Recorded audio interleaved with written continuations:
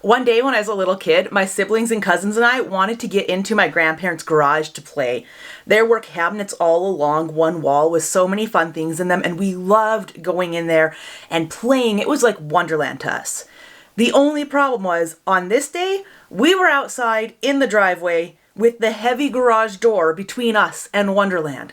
And we all lined up and we were trying to heave that door open, but it would not budge. But we had done this before. We had been able to get that heavy old style garage door up so we can get in and explore and play. So I remember so clearly all of us standing there and singing, "We did it before and we can do it again and we can do it again." And now, 30 years later, I don't remember at all if we actually made it into the garage that day, but I remember singing that song, and I remember so clearly the feeling that because we had done this before, we'll be able to do it again. We can. Hey everyone, I am Rachel Bateman, and this video is all about why it is so vitally important for you to finish your first draft. When I'm teaching writing workshops, whether that's in person or online, or if I'm just trying to help an individual make their way through their book, the thing that comes up more often than anything else is they'll say, "I have this idea and it is wonderful, it is amazing, it is so unique and original and just the best idea, and it's going to make an amazing, amazing book. But then when I start writing it, it doesn't come out the way I want it to, and I get halfway through and I don't love my idea anymore, and then another idea comes. So I decide to put this aside and work on the next idea." And this happens a lot. I don't know that I've ever met an aspiring author who didn't have several half-finished books under their belt. And usually they have several half-finished books under their belt, but no finished books, because they're waiting for that magical book that's going to basically write itself, and it'll be amazing, and it won't get hard in the middle because it's a beautiful story and it's just what's going to happen. And it's always really hard for these people I'm mentoring to hear me say, every book you ever write is going to get hard at some point. And there will become a point during every book where you don't love your story very much. And that's just how it goes. But pushing through will get you back to loving your story. In most cases. Sometimes you can know that this is just not the book for you.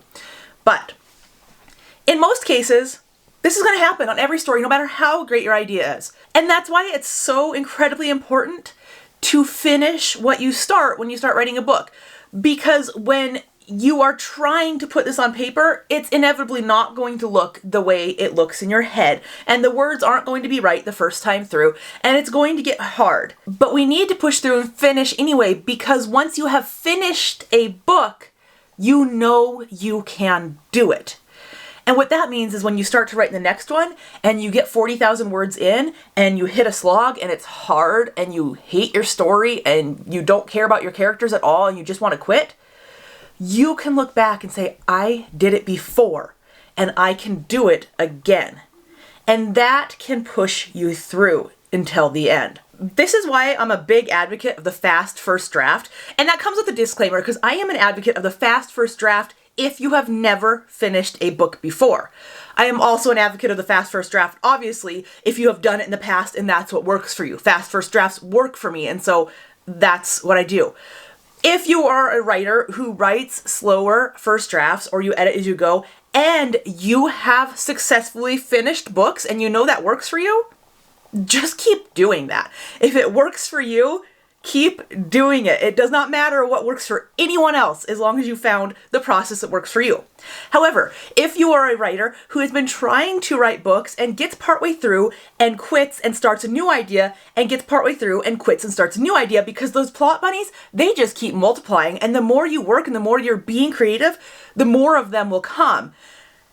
If that is a cycle you found yourself caught in, I strongly suggest trying to write a fast first draft so you can get to the end, so you can prove to yourself that you can get to the end. The thing about first drafts is that they sometimes are messy, and the words often don't come out the way you imagined they would, and you have this image in your head, and what is on the paper is just like a shadow of what you're imagining here.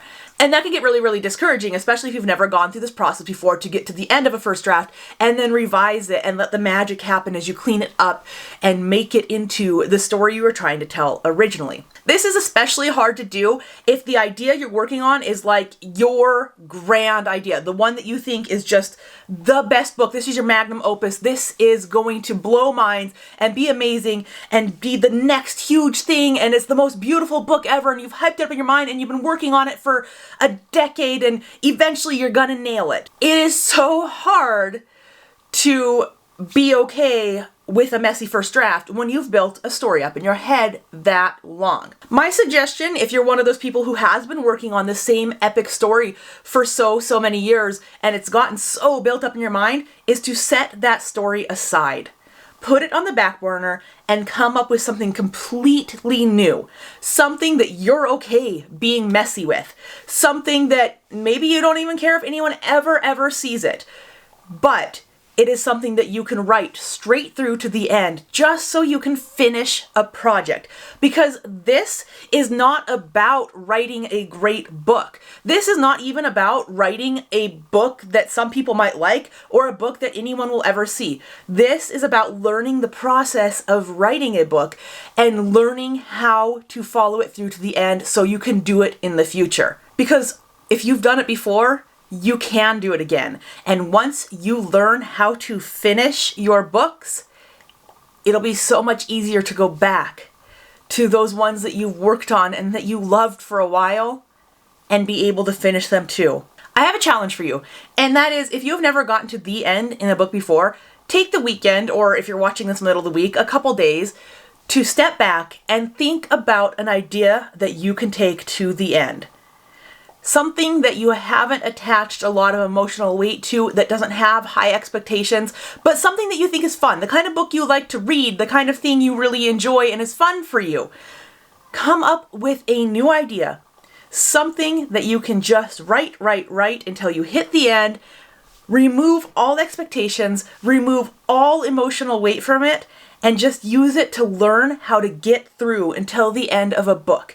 Because I promise you, you will be a stronger writer by the end, and you will be better set up and better prepared to finish the books that you have been trying to write in the past. Alright y'all, if you like this video, go ahead and give it a thumbs up, and if you have not already subscribed to my channel, please do so now and ring the little bell so you're notified when all my videos post. I'm Rachel Bateman, and I'll see you here next time.